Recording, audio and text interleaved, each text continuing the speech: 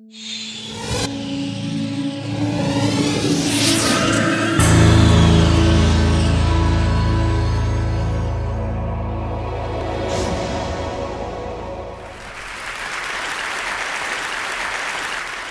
I wanted to start with the question, when was the last time you were called childish? For kids like me, being called childish can be a frequent occurrence. Every time we make irrational demands, exhibit irresponsible behavior, or display any other signs of being normal American citizens, we are called childish. Which really bothers me. After all, take a look at these events. Imperialism and colonization, world wars, George W. Bush. Ask yourself, who's responsible? Adults. Now, what have kids done? Well, Anne Frank touched millions with her powerful account of the Holocaust. Ruby Bridges helped to end segregation in the United States. And most recently, Charlie Simpson helped to raise 120,000 pounds for Haiti on his little bike. So as you can see evidenced by such examples, age has absolutely nothing to do with it. The traits the word childish addresses are seen so often in adults that we should abolish this age discriminatory word when it comes to criticizing behavior associated with irresponsibility and irrational thinking.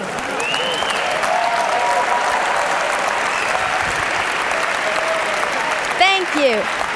Then again, who's to say that certain types of irrational thinking aren't exactly what the world needs? Maybe you've had grand plans before, but stopped yourself thinking, that's impossible, or that costs too much, or that won't benefit me. For better or worse, sweet kids aren't hampered as much when it comes to thinking about reasons why not to do things. Kids can be full of inspiring aspirations and hopeful thinking, like my wish that no one went hungry or that everything were free, kind of utopia. How many of you still dream like that and believe in the possibilities? Sometimes a knowledge of history and the past failures of utopian ideals can be a burden, because you know that if everything were free, then the food stocks would become depleted and scarce and lead to chaos. On the other hand, we kids still dream about perfection. And that's a good thing, because in order to make anything a reality, you have to dream about it first. In many ways, our audacity to imagine helps push the boundaries of possibility. For instance, the Museum of Glass in Tacoma, Washington, my home state, Yoo-hoo, Washington, has a program called Kids Design Glass, and kids draw their own ideas for glass art. Now, the resident artists said that they got some of their best ideas from the program because kids don't think about the limitations of how hard it can be to blow glass into certain shapes. They just think of good ideas. Now, when you think of glass, you might think of colorful Chihuly designs or maybe Italian vases, but kids challenge glass artists to go beyond that, into the realm of broken-hearted snakes and bacon boys, who you can see as meat vision. Now, our inherent wisdom doesn't have to be insider's knowledge. Kids already do a lot of learning from adults, and we have a lot to share. I think that adults should start learning from kids. Now, I do most of my speaking in front of an education crowd, teachers and students, and I like this analogy. It shouldn't just be a teacher at the head of the classroom telling students, do this, do that. The students should teach their teachers. Learning between grown-ups and kids should be reciprocal. The reality, unfortunately, is a little different, and it has a lot to do with trust, or a lack of it. Now, if you don't trust someone, you place restrictions on them, right?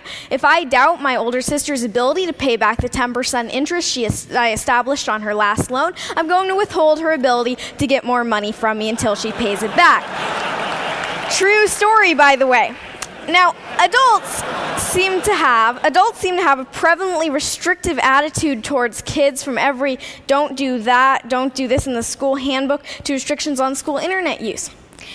As history points out, regimes become oppressive when they're fearful about keeping control. And although adults may not be quite at the level of totalitarian regimes, kids have no or very little say in making the rules, when really the attitude should be reciprocal, meaning that the adult population should learn and take into account the wishes of the younger population.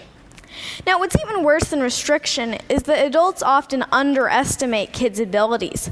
We love challenges, but when expectations are low, trust me, we will sing to them.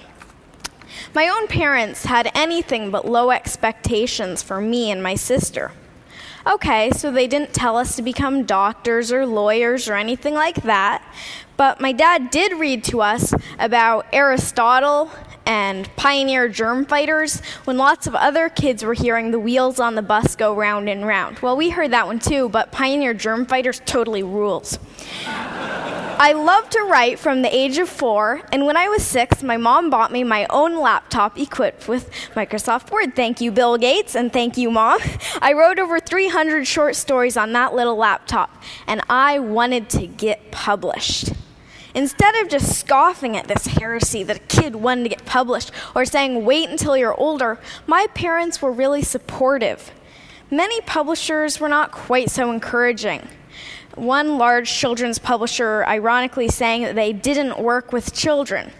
Might want to, children's publisher not work with children, I don't know, you're kind of alienating large client there.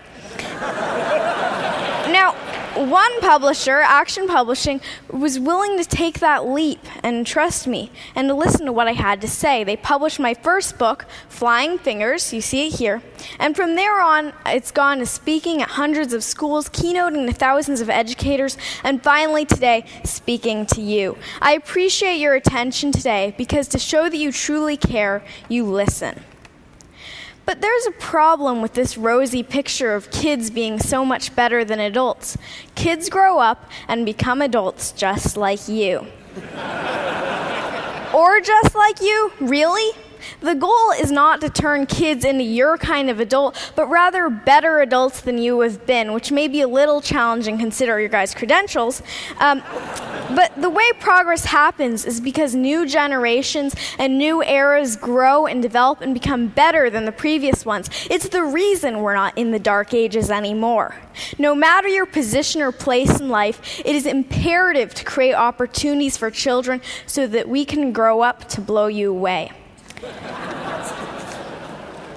Adults and fellow Tedsters, you need to listen and learn from kids, entrust us and expect more from us.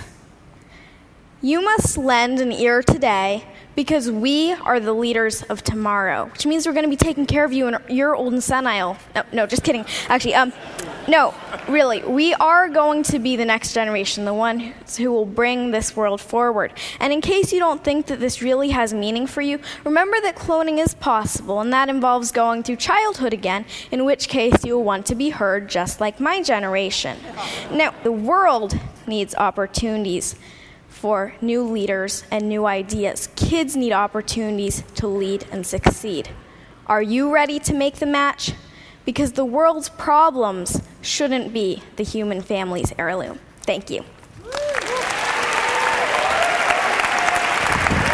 Thank you. Thank you.